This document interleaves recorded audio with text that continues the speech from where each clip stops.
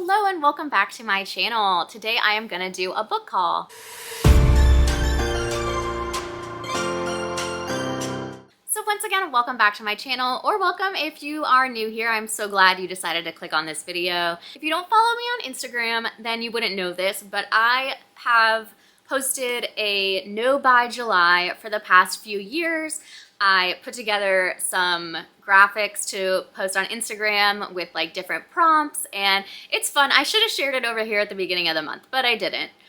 Anyways, so far, as of today, the 26th, I have not bought a book in July, so we're doing great there. I did get one book in the mail that I had pre-ordered and forgotten about, but that doesn't count because that was past Laura who spent that money.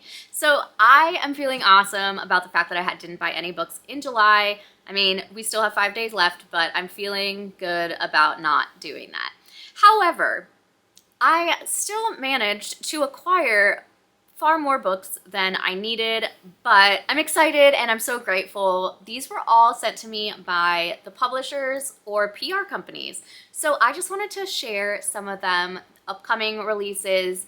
I think these are all not out yet, but I figured this would be a really cool way to show off my book haul and kind of tell you about some books that are going to be coming out in the next few months. First, I just need to show off my earrings though. These are little baby book stacks and I'm just obsessed with them. They are from Emily Cromwell Designs, who I have been a rep for the last few years. I have a code down below and I'll link her. She also has a YouTube that she posts really cool videos. She does all kinds of bookish stuff. She is just an amazing person and you should just go subscribe to her and also buy stuff at her shop because she's awesome. So let's just get started. So the first book I have is Love on the Byline by Zio Axelrod. So this is a second chance romance about a girl who works for tabloids and a man who works for a Hollywood it guy, and they end up reconnecting because she is writing a piece on the guy that he works for. So that is the basics. It seems really fun. I love second chance romances most of the time. And it just seems like it will be a fun read. Excited about that. I believe this comes out in September. I will put it on the screen.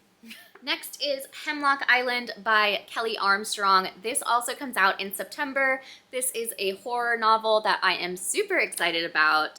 So this is about a recently divorced woman who has to rent out her vacation home because she's going through a divorce and doesn't have a lot of money. I know, boo-hoo. She has to rent out her vacation home. Anyways, so she's not really thrilled about that because of her belongings and just like a general sense of like invasion, but she does it because she has to, and someone ends up murdered there and there's just really creepy stuff happening and people just like fleeing in the middle of the night because they're scared of stuff that's gone on there. So that's like kind of all I know, but that's also kind of all I need to know because it sounds really interesting, really cool, and like, I don't know, is it a ghost story? I don't know, but I'm interested. They've got my attention. She also at some point is trapped on this island with her ex-husband and his sister, who is her ex-best friend. So it sounds like a tension-filled book that I am excited to read. Thank you to St. Martin's Press for this advanced reader copy.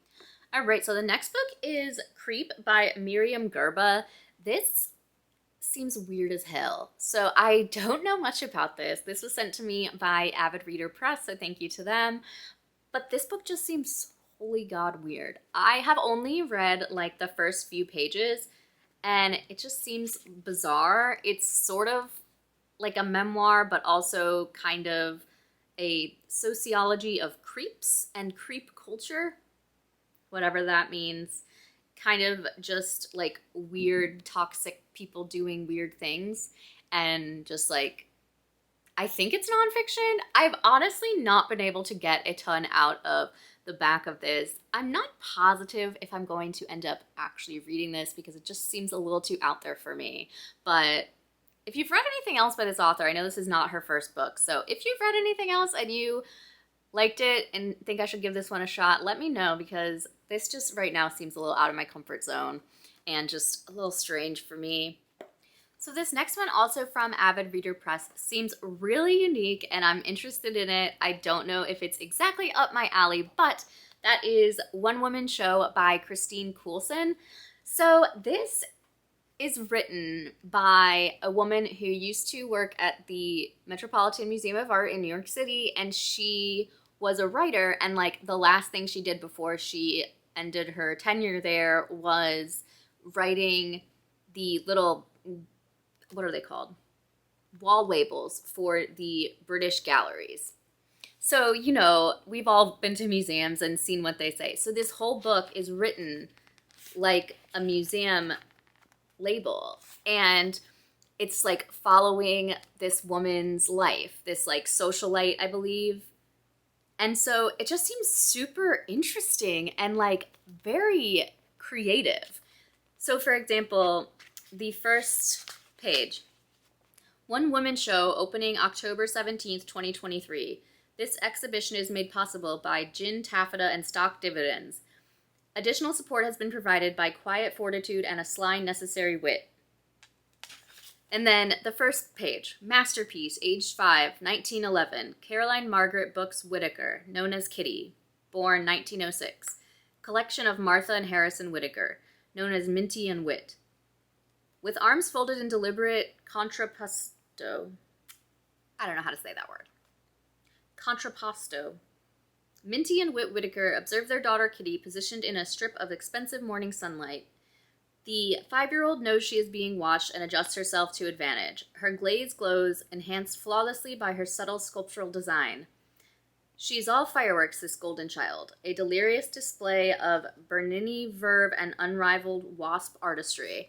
Like, it's just so creative, and if I said some of those words wrong, I probably did, because I am not smart. So anyways, yeah, this is just gonna be really fun. And I mean, it seems like it's gonna be a very quick read because it's only like every other page that has words, and the words are very small.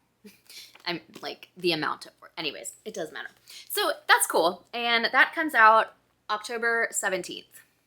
Next is Confessions of a 40-something Fuck-Up by Alexandra Potter. This was sent to me by Harper Books, so thank you to them. And this one comes out in September as well.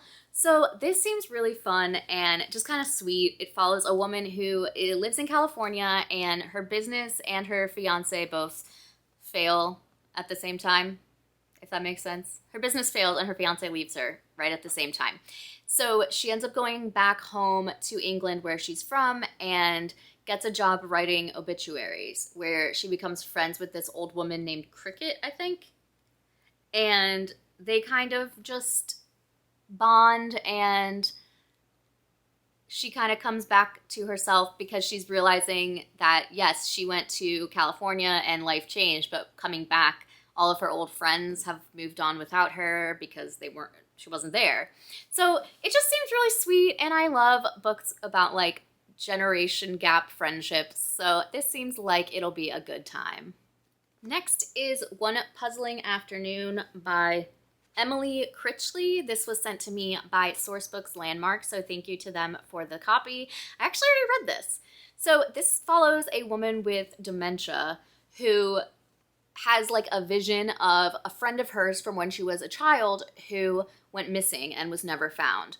And so she keeps kind of like seeing her friend in the past, but like her friend is still a kid, and she's like in her 80s now. So her son wants to move her into like an assisted living place because she keeps like wandering out in the middle of the night, in the middle of the day, but just like going to her friend's like house from when they were growing up. And so that's really hard to read about for sure. We also get like flashbacks to when she was a kid and like kind of how the circumstances surrounding her friend's disappearance. It was all right. I wanted it to be more than it was because there wasn't much more to it than like surface level. And additionally, I kind of expected more of like a mystery element. It wasn't really, it was pretty straightforward. So I gave this a 3. It was just kind of not my fave, but it is a cute read, and like the cover is so cute. And this comes out October 3rd if you're interested in reading it. The next one is The Last One by Will Dean. Well, came out funny. As you can see, I've already started reading this. This was sent to me by Atria Books, so thank you so much to them for this book. I got this yesterday and I threw aside everything else I was reading because it sounded so cool. So this is about a woman who is going on a cruise with her boyfriend. They haven't been dating a super long time. Kind of feels weird that they'd go on vacation together, but maybe that's kind of explained more. And it's her, I don't know if it's her first cruise actually, but she's, you know, excited. And they're doing a crossing from England to the US. So it's a long trip and a lot of days at sea. I actually used to work on a cruise ship and that is how I met my husband. So this is extra cool, I think, for me because I know what that is like and cruise culture, I guess. Anyhow, they go to bed on the first night of the cruise, and when the woman, her name is Kaz, when Kaz wakes up in the morning, her boyfriend isn't in the bed. And so she is searching the balcony, looks in the bathroom, and I mean, cruise cabins are not that big, so it's not like there's a lot of places to check. And so she's like, maybe he went down to breakfast. So she goes and checks down there, and it seems that there isn't a single soul left on the ship, but the ship is still sailing. So that is kind of where I'm at, and that's all on the back cover. So I didn't spoil anything, but I will say that this book is 434 pages, which I am just now realizing that is a long book. And I'm on page 19, and yet all of that has already happened. So I have no clue where this book is going next. There is no one on the ship at all. She went up to the bridge. There's none of like the nautical crew members, like nobody's here. So I'm definitely gonna read more of this tonight. I'm going to take this on my trip with me tomorrow, and I'm very intrigued. And I've seen this get some good reviews, so I am definitely looking forward to it. I actually have no idea when this comes out. I can look it up, hold please. This comes out on August 8th. So once again, thanks to Atria Books, I'm so excited to get deeper into this one. The next one that was sent to me by Sourcebooks Landmark is Before You Found Me by Brooke Bayfus. I read another book by this author called After We Were Stolen last year that I really enjoyed. That was about like a cult leader and some kids that escaped from the cult, and it was really cool. So I am very much excited to read this one. This one is about a woman who escapes an abusive relationship and ends up living next door to a woman and a kid. And the woman is very nice on the outside. I guess she's very personable, but it seems all very surface level, kind of fake. And the kid is like 11 and he kind of has bruises on his face. He seems like there might be something wrong at home, and she basically finds out that he is being abused and he's been imprisoned in this house for 3 years. And so she kind of like kidnaps him and takes him to her hometown, and that's all I got so far from the back.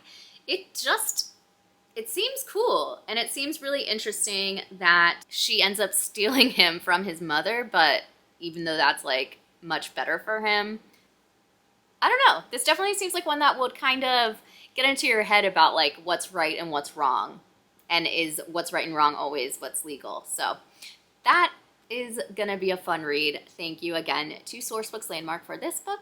Another one from Sourcebooks, this one's from Sourcebooks Fire, is Where He Can't Find You by Darcy Coates. It has this like twine on it as like a decoration, but I didn't take it off yet. So this comes out November 7th. I'm excited about it. This is actually a YA book, and I have read, I think, one book by Darcy Coates, and I didn't think she wrote YA, but I guess she does, unless maybe this is her first one, I'm not sure. But this is about a town where people just like disappear, and when they're found, their bodies are dismembered but have been like sewn back together in the wrong places, so like unnatural ways. That just sounds really bonkers. And so I guess there's like that's kind of accepted in this town, or people just know it happens, and then the main character's sister is taken, and so they're like, oh my gosh, I can't believe this happened to me. So that sounds just fun and like interesting, and I love like horror books that are like actually horror books. I don't know, I feel like I've read so many that attempt to be horror but are just not scary, and this sounds pretty scary, gotta say. Sounds pretty scary, and it's like YA, so I'm sure it's going to be a pretty easy read. So I am definitely looking forward to reading that. Thank you to Sourcebooks for this copy. Okay, so I lied. One of these books has come out already, and that is None of This Is True by Lisa Jewell. This came out on July 20th. So you can go ahead and read this if you like how it sounds. This was sent to me by Atria Books as well, so thank you so much to them for this copy. So this is a book that I really didn't know much about, but I love Lisa Jewell's writing. I love her books. I haven't read them all. I haven't even read close to them all, but the ones I've read I've really enjoyed. So this is about a woman who is out for her 45th birthday, I believe, and runs into a woman at the bar that has the same birthday as her. So they're like birthday twins, and that's a thing. And the main character, Alex, has a podcast, and they start talking about it, and the other woman, Josie, I guess, starts listening to the podcast, and then they run into each other again a few weeks later, and Josie's like, I think I should be a guest on your podcast. I have a really interesting story to tell.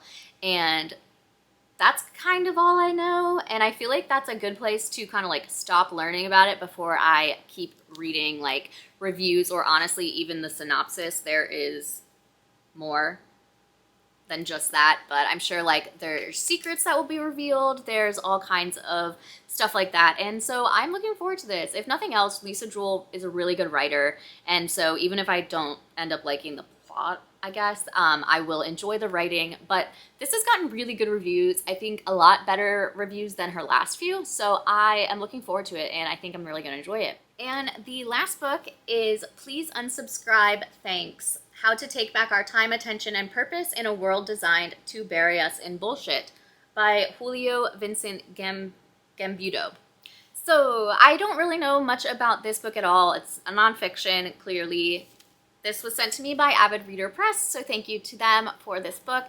So, like I said, this is nonfiction, and I believe that it kind of is about how once the pandemic hit, we all kind of took a step back and realized how overworked we are, how exhausted we are once people began working from home and just being able to kind of take a step back and spend more time with their families at home. And how to, like, I guess, translate that into a non-pandemic world. It also, I think, kind of covers how the world has, like, normalized being tired and made that, like, a badge of honor that, like, oh, you are exhausted all the time and you are always hustling and that kind of thing, which I think is really interesting to hear because that's definitely not the way I live my life. I am like, I work to live, I don't live to work. So that is definitely something that like I don't think I've had an issue with, but for those people who work kind of maybe more in corporate America, this might be a really helpful guide to kind of how do you find a work-life balance when we're told if you're not constantly working, you're lazy. And I mean, that's the truth. So I might read this, I might not, but I definitely think this will be a book that is beneficial to a lot of people out there, especially people who are, you know, working in big companies or just general 9-to-5 jobs that maybe they're not being fulfilled by. They think just because they're busy means they're fulfilled, and like that's just not the case. So I think this definitely will find a great audience. I think this sounds really interesting, and I think it's like part self-help. So I really do like this quote on the back that says, "What Marie Kondo did to your closet, Julio Vincent Gambudo will do to every other part of your life and to your heart." So I hope that maybe I can pass this on to someone who will get more out of it than I will, but it does sound like a great read.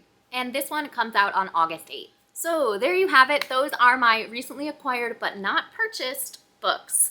So if you have read any of these, if you're excited about any of these, I would love to know your thoughts. Let me know in the comments what upcoming books you are excited about. And if you like this video, I would love it if you'd give it a thumbs up. And if you haven't subscribed, I would love it if you would. I am creeping closer and closer to hitting 500 subscribers, and that is just so exciting to me because that was my goal for the year, and if I can hit it like 5 months early, I would just be floored. So you can dream, right? Thank you again for watching, and I will see you in the next one.